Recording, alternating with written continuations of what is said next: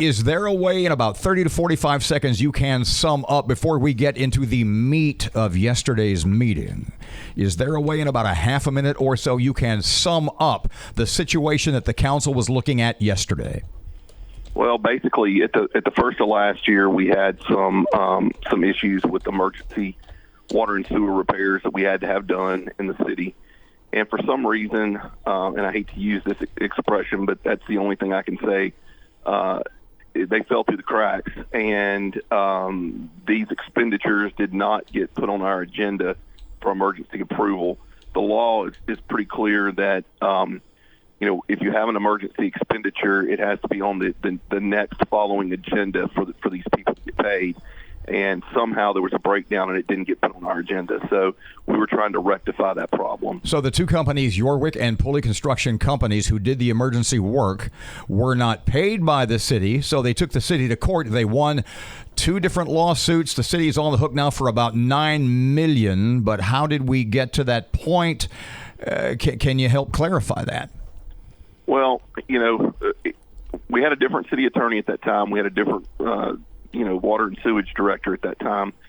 But what we were told a couple of weeks ago is that there were, and I heard y'all earlier today. I'm not quite sure the fines were the only issues that we could have been dealing with if we had approved those expenditures. And I'm not going to get into that because I'm not a lawyer. But pardon me, let me interject. The way we understood it, or at least what we sort of inferred from Chief Whitehorn's explanation, was that if the city had paid, that there would have been $50,000 fines per company laid on imposed on the city. Do I understand that correct?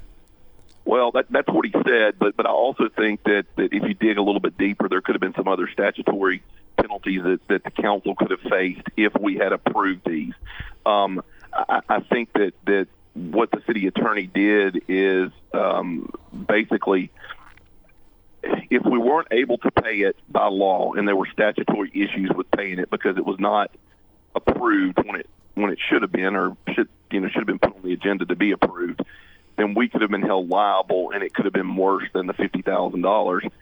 Secondly, the only way for us to pay those would have been by a court order, because then the statutory limits and everything would be alleviated by the court order. So that's kind of what happened. And the money is coming from where? We've been told from the enterprise fund for water and sewage, which there is a little bit of a balance there, so we'll be able to pay it out of that. It's really disappointing, I think, for me, as a new council member, which this all happened at the first of last year. We really didn't know the procedures. I knew bid law from the fire department when I was there, but basically, I mean, this should have been brought to us relatively early after those repairs were made, where we could declare an emergency. Because, think about it, even though there are bid laws in place, there are going to be emergencies that we're going to have to get done, and we're not going to be able to fit into that bid law perimeter. So we need to follow those emergency declaration ordinances and laws, I should say, not ordinance, laws, where we don't get backed into a corner like this again. Grayson, the Water and Sewer Enterprise Fund is also the fund that people are saying is going to have to fund that water lawsuit that you've lost, that I believe is back in court. Yeah. And that judgment is pending against the city. So is that going to limit how much we're all going to get back because the judge says you guys owe us money on our water bills? Well, I like to take one hurdle at a time, and I'm not going to get into that suit since it's still going on. But yeah, I mean it's a problem. I mean it's a real problem, and I hate that we ended up having to pay interest on this. It's a real problem. I mean it's almost like, and I've said this about the police and fire losing firefighters and police officers. It's like we're bleeding, and it just seems to be one huge bleed after another one, and it's concerning. Does this go all the way to the mayor? Is this something that the mayor should have known about and should have said, hey, we did this wrong? Or because somebody told me, this is done by people under the mayor, and he probably maybe had no knowledge of what was going on. I don't know. I think the buck does stop at the mayor. I mean, if you're in charge and you take that job, it does stop with him. Now, having said that, It was early in his administration. He was trying to get his team together. I'm sure it just slipped through the cracks. I'm not gonna blame the mayor, and I think the buck stops with the council as well. I will say this about the council, though.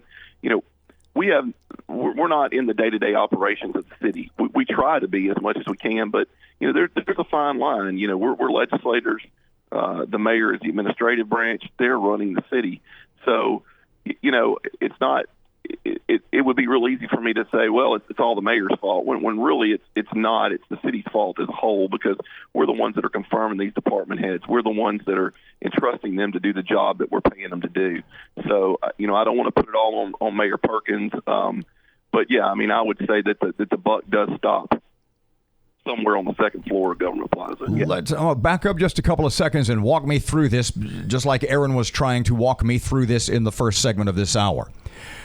If we had paid, and what I think you're saying is that the Whitehorn explanation was, if we had paid because there wasn't an official emergency declaration, we would have had to pay two $50,000 fines to the state if we'd paid the construction companies. What you're saying is it probably would have been more than that, but would it have equaled the nearly $1 million in extra funds we're going to have to pay because of the lawsuits? There is state law out there that says that if a public official violates the state law, they can be held personally accountable for it. So if we'd have violated that law, my understanding is that there's a possibility that each council member could have been held responsible personally for violating that law. We're not talking about $10 or $15. We're talking about millions and millions of dollars that were given to someone without going through the proper procedure. I